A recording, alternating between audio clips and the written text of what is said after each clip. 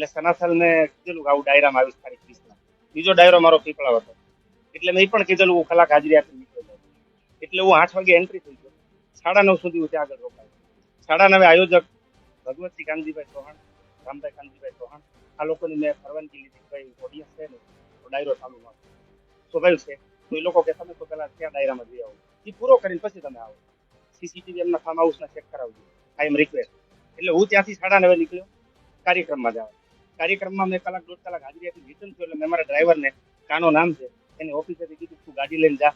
આ લોકોને આપણે બોલાવ્યા છે એનું પેમેન્ટ મારે કરવાનું પછી ભગવત આગળથી લઈ લઈશ એટલે મેં પૈસા લઈને એને મોકલ્યો તું ગાડી લઈને જા છોકરો આવ્યો સનાતન સ્ટેજ ઉપર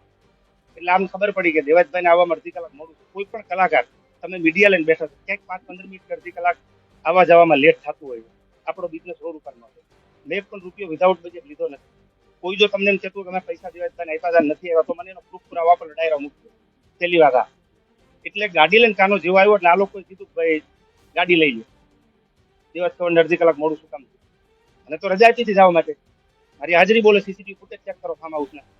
એટલે મને ડ્રાઈવરે કીધું ગાડીની ચાવી લઈ લીધી બધા ભેગા થઈને ગાળા ગાળી કર્યા ભગવતસિંહ છે રામભાઈ દીકરો છે કે બીજા હાથે મારો ડ્રાઈવર ઓળખે છે કાનો એટલે મને કીધું ભાઈ ગાડીની ચાવી લઈ લીધી કાંઈ વાંધો ને ગાડીની ચાવી દઈ કાયદો છે આવડો મોટો ભારતનું સરસ બંધારણ છે આપણે એની સહાય કરશું સહાય લેશું આપણે એટલે ત્યાંથી 15 મિનિટ થાય એટલે કારણ મેં કીધું લેવાય તો ગાડી લઈને તો નીકળે કારણ કે એકલો હતો આ લોકો કાંઈ એની પર બીજું ત્રીજું કરે એ ચિંતા પણ મને હોય મારી સાથે કાયમ એટલે કાનો ગાડી લઈને ત્યાંથી નીકળ્યો એટલે આ લોકોએ 2 ગાડી પાછળ મહિન્દ્રા થાર અને ઇનોવા સનાથલથી આઈ થિંક 500 મીટર કે સોરી મને ખાસ ખબર નથી ડિસ્ટન્સ રિંગ રોડનું જે હોય ત્યાં ગાડી પહોંચી એટલે 2 ગાડી આડી નાખી બોટલનો ઘા કરીને ગ્લાસ કાનાને જેમ ફાવે એમ ગાળું દીધી ગાડીની ચાવી લઈ અને સ્કોર્પિયો ગાડી લઈને લોકો નીકળી ગયા 20 તારીખે રાત્રિનો આ બનાવ એટલે કાનાને મને ફોન આવ્યો ગાડી લઈને લોકો નીકળી ગયા તું ઉભો રહે ત્યાં હું 2 વાગે આઈ થિંક પહોંચી અમદાવાદ આણંદ બાજુ આવું એટલે કાનાને મેં ગાડીમાં બેસાડીને કીધું જે કાંઈ થતું સવારમાં આપણે કાયદેસર પ્રોસીજર કરું સવારમાં મેં કાનાને મોકલ્યો સાંગોદર પોલીસ સ્ટેશન લાગી ખબર પડી મને એટલે મેં મોકલ્યું ભાઈ તું જે કાંઈ એફઆઈઆર કરાવવાની છે લીગલી પ્રોસેસ આપણે કરો કાનો એવો લીગલ પ્રોસેસ કરવા એફઆઈઆર કરવા માટે તો આમાં એવા ક્વેશ્ચનો થવા માંડ્યા આ હતા ના નતા બનાવ જે માણસ સાથે બન્યો છે જે નામ લખાવે છે તો નામ લખવા કોઈ તૈયાર નથી અરજી લ્યો સવારથી રાત્રે આઈ થિંક 1 વાગ્યા સુધી કાલે બપોરથી મારો માણસ આ પોલીસ સ્ટેશનમાં એફઆઈઆર કરાવવા માટે બેઠો છે લખાવે છે લીગલ પ્રોસેસ છે ગાડીનો કબજો એમની પાસે છે પૈસા એમની પાસે છે બધું તોડફોડ કરીને લઈ ગયા છે છતાં બી હજી એફઆઈઆર ફાટી નથી શું રીઝનથી એફઆઈઆર નથી ફાટી ગુજરાતની જાહેર જનતાને જણાવો શું કારણથી એફઆઈઆર નથી ફાટી હું લીગલ કરવા માંગુ કાયદો હાથમાં લેવાની આપણે જરૂર નથી સરસ મજાનું ભારતનું બંધારણ છે આવી કાયદાની વ્યવસ્થા છે તો તમે કેવું આજ રાજાશાહી નથી તમામને બધો હક મળે તો તમામ પ્રજા તમામ ભારતનો કે ગુજરાતનો કોઈ પણ નાગરિક અપેક્ષા કોની પાસે રાખે ન્યાયની એ આપ મીડિયાના માધ્યમથી પૂછો અપેક્ષા તમે પોલીસ સ્ટેશન કે કાયદાની પાસે જ રાખશો તમારું સંરક્ષણ કાયદો થશે તો મારી ગાડી વહી ગઈ ડ્રાઈવરના હાથમાંથી ગાડીની તોડફોડ થાય અંદર 5 લાખ રૂપિયા મારા પડ્યા છે હજી સુધી કોઈ જવાબ નહીં એની એફઆઈઆર કોઈ ફાટે નહીં તો આનું રીઝન શું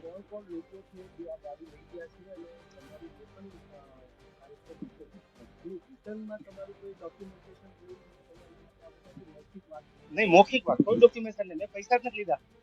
મારો તો સંબંધ હતો આની પહેલા પણ એના ભત્રીજાના લગ્નમાં મેં ડાયરો કર્યો પણ રૂપિયો નથી લીધો હોય તો ગુજરાતમાં સ્વીકાર લો મેં પૈસા લીધા તાનું નથી આવ્યો જે કઈ ખોટા વિડીયો ફરતા હોય તો સુખી રાખે ભગવાન એમને પણ લીગલ છે કોઈ પણ રૂપિયો સંબંધમાં કોઈ પૈસા લેવાના ન હોય તો મારા સંબંધમાં એમને દુરુપયોગ કર્યો આ વસ્તુ કરી એને મારો માણસ આવ્યો એને રજૂઆત કરી પણ એફઆઈઆર થયું નહીં શું આમાં કયું રીઝન છે એફઆઈઆર ન થવાનું જાણવા માટે મારા મારો આજથી કાર્યક્રમ છે મારું શેડ્યુલ બીઝી છે હવે હું મારા સેફટી ગાડી આપી દેવાજભાઈ ખવડની બરોબર રાત્રે અહીં કાર્યક્રમ અમારો હતો અને પીપળ અહીં આપણે સનાતન ભગવતસિંહના ત્યાં એના બાપુ પછી નાથી એને હું 1:30 વાગ્યો એટલે મારે ઓલું બજેટ મારી પાસે 5 લાખ રૂપિયા ગાડીના હતા